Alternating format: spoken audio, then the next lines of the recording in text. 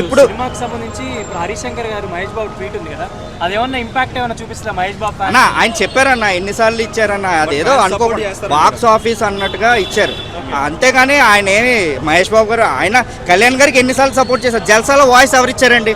మహేష్ బాబు గారు కదా. అలాగే మహేష్ బాబు గారు కష్టం వచ్చినప్పుడు కళ్యాణ్ గారు ఎన్నిసార్లు నిలబడలేదు? మన తెలుగు సినిమా కోసం ఈరోజు కళ్యాణ్ గారు ఎంత పరిశ్రమ అభివృద్ధి చేయడానికి ఎంత కష్టపడ్డారు. టికెట్ రేట్స్ అన్నా సరే ఏదైనా, గత ప్రభుత్వం తెలుగు సినిమా ఇండస్ట్రీని ఎంతలా ఇబ్బంది పెట్టిందన్న, కానీ ఈరోజు కళ్యాణ్ గారు వచ్చాక ఆ ఇబ్బందులన్నీ తీరాయి. ఓకే, టికెట్కి ఎంత రేట్ పెట్టాలో అంత రేట్ ప్రకారం హైక్స్ ఇస్తున్నారు, జీవోలు ఇస్తున్నారు, అంతా బాగుంది. సినిమా ఇండస్ట్రీ కూడా బాగా డెవలప్ చేస్తున్నారు కళ్యాణ్ గారు ఈరోజు.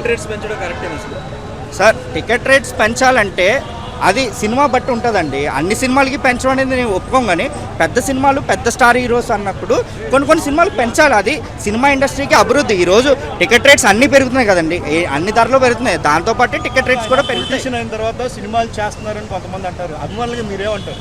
అన్న, అభిమానులుగా మాకు ఏంటంటే కళ్యాణ్ గారు రెండు జోడు గుర్రాల మీద స్వారీ చేస్తారన్న. ఆయనకి సత్తా, స్టామినా రెండు ఉన్నాయి. ఇటు మన సినిమాల్లో నెంబర్ 1 ఆయనే, ఇటు రాజకీయాలుగా చూసుకున్నా కూడా ఈరోజు ఆయన ఒక డెప్యూటీ చీఫ్ మినిస్టర్, అంటే నెక్స్ట్ కాబోయే సీఎం కూడా, మన ఆంధ్రాకి కాబోయే సీఎం కూడా మన పవర్ స్టార్ పవన్ కళ్యాణ్ గారే రేపటి రోజున. అలాగే ఆయన ఏంటంటే ఈరోజు అభివృద్ధి పరంగా చూసుకున్నా, ఆంధ్రప్రదేశ్ని చూసుకున్నా, గత 5 ఏళ్ళ నుంచి ఇప్పుడు కంపేర్ చేసుకున్నా, వాళ్ళు 5 ఏళ్ళలో చేయాల్సిన అభివృద్ధి ఆయనకన్నా ఎక్కువ ఈయన 2 సంవత్సరాల్లోనే ఈయన అభివృద్ధి చేశారు. మేము చూస్తున్నాం, మేము పిఠాపురం ప్రజలుగా మేము అది మాకు తెలుస్తుంది ఆయన ఏ విధంగా రోడ్లు వేస్తున్నారో. ఈరోజు ఆంధ్రాలో ఏ చిన్న సమస్య వచ్చినా అందరూ కళ్యాణ్ గారు చెప్పండి అంటే చాలు, రాత్రి అడుగుతుంటే పొద్దునకు రోడ్డు వచ్చేస్తున్నాను. ఆంధ్రాలో ఎక్కడైనా ఎప్పుడైనా ఇన్ని సంవత్సరాల్లో ఏ నాయకుడైనా ఇంతలా చేశాడా?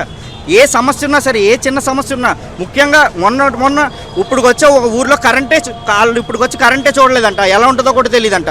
అలాంటి ఊర్లో కూడా కళ్యాణ్ గారు వచ్చాక అలాంటి ఊర్లను ఐడెంటిఫై చేసి ఈరోజు మన పంచాయతీ శాఖ చూసుకున్న ఆయన తీసుకున్న పంచాయతీ శాఖ కూడా ఆంధ్రప్రదేశ్ చూసుకుంటే నెంబర్ 1 ఉందన్న. అదే లాస్ట్ 5 ఇయర్స్లో చూసుకుంటే లాస్ట్ స్థానంలో ఆంధ్రప్రదేశ్ ఉంది. అలాంటిది కేవలం 2 సంవత్సరాల్లోనే ఈయన నెంబర్ 1 స్థానంలో పెట్టారు. అది కళ్యాణ్ గారు అంటే.